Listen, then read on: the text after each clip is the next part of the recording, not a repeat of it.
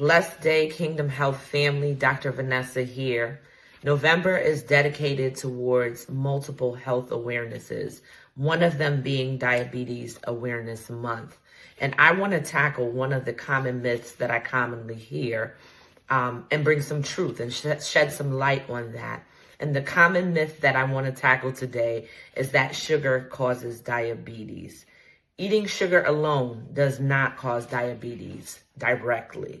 There's multiple factors that come together to cause the production of the disease pattern called diabetes.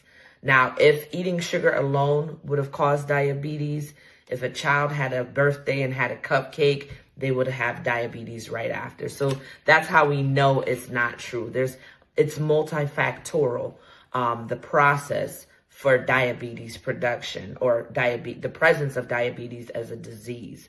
So it comes from things like insulin resistance, which is an entire process and pattern within itself, inflammation, metabolic stress, genetic expressions, it's lifestyle patterns that happen over time, family history, chronic stress, a lack of movement, eating nutrient-dense or nutriently poor foods or nutriently poor eating habits can lead to the production of diabetes as a disease. So it's really a long-term imbalance and chronic stress and chronic inflammation in the body that really creates this environment where insulin does struggle to do its job, which then leads to insulin resistance. So sugar is not the enemy. It's an overconsumption of sugar, and it's that chronic imbalance that really is the issue. So chronic imbalance of overconsumption of things like refined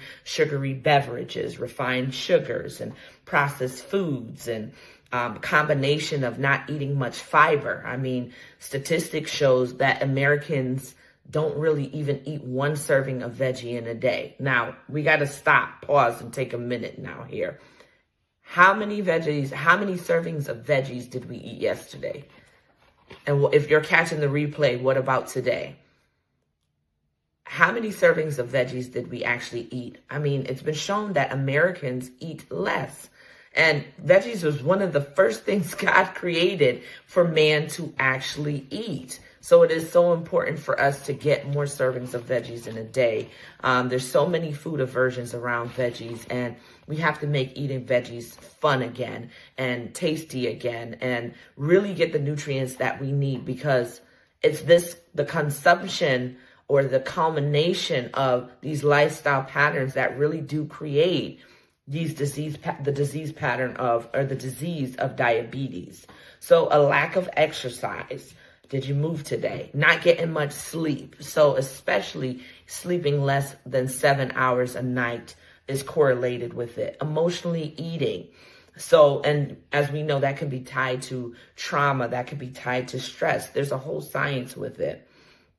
So it's not just what we eat, but it's how, what, why, when. It's the context around the food that affects it. And God is really calling us to a lifestyle where we are self-controlled. We are good stewards over our bodies, over our minds. And God has healing for us today, and it's our eating habits and the patterns that we put in play that can cause the production or the presence rather of diabetes. So our eating habits is not just based off of a physical mechanism that's in place. It's also spiritual, and it's also our emotions. We're emotionally eating because our soul is talking, right? Trauma is talking, stress is talking, and the science kicks in after the presence of trauma and after the presence of the stress environment that's created in us. So